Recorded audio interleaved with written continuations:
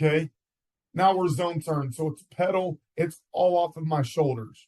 I do a lot of that stuff, right? Trying to emulate the quarterback's action. Obviously, I'm exaggerating, but that's the point of individual work, is to exaggerate technique. So it's pedal, open, dive. You see their eyes again. Watch 16 on the right. Watch his eyes. There's an imaginary receiver right there. Watch his eyes. Snap, then snap back. Watch 28's eyes on the left. Snap, then snap back to me. Perfect. You're looking at. Okay. Now we want a speed turn. Same initial pattern. Pedal, open. Now we speed turn out of it. What I tell our guys they need to be thinking, right? Like coming out of every other pedal, if I'm backpedaling and I want to break right, obviously I want to plant off my left foot initially. If I'm just running forward and I want to break right, I want to plant off my left foot.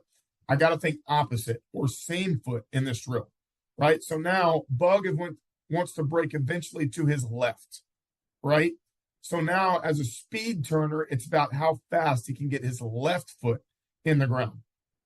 Right there. You see that left foot right there, right? For Mike, he's going to his right over here. Okay. Now it's about getting that right foot in the ground right there. You see their eyes, then they snap back to the quarterback. Perfect. Okay. BYU game this past year. Okay. Pretty good up top. The ball actually goes into the boundary, but watch Terrence Brooks right here. Really good player for us. Good eyes. He is turned around. Good speed turn right there. But I don't like how he rounded it, right? You see how we're kind of running? We're running the curve on a 200-meter dash, right? I really want that left foot to get in front. That's going to make that angle tighter, right? I like the urgency of snapping those eyes around, but I don't like the footwork. We're rounding that too much. As a side note, when you're coaching post safeties, if a running back leaves the backfield early, we're in man coverage right here, man free. If a running back hot releases out of the backfield, you better get your butt moving that way. Because chances are you got a mismatch, either a D end or a linebacker is covering him. And if he's hot releasing like that, he's the first read. So get your ass going. Pretty good overlap. Nice job by the D end. Okay, post corner. 16 on the right here's guessing a little bit. That happens. We're all guilty of it. Okay, pedal, dive at an angle. Right? The key to me here, guys, when I'm playing in the deep part of the field, is I want to think speed over angle. So you notice 28 on the left and 16 really on the right. They're not sticking a hard foot in the ground because hard steps in the ground kill your speed.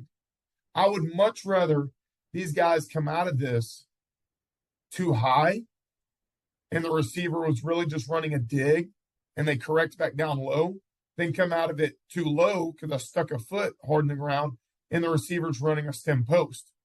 Now the band is striking up and there's a new safeties coach by the end of the week, right?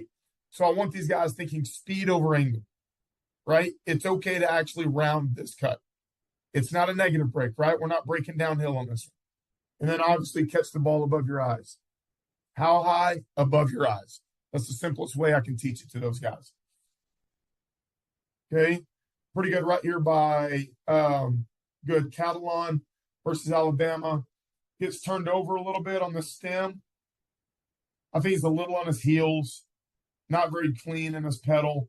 Where the guy ends up climbing his cushion. That's okay. He gets in his blind spot. Snap. Good. Speed over angle. This is what I'm talking about. Worst case scenario. This clip will come up again later on talking about the backside safety.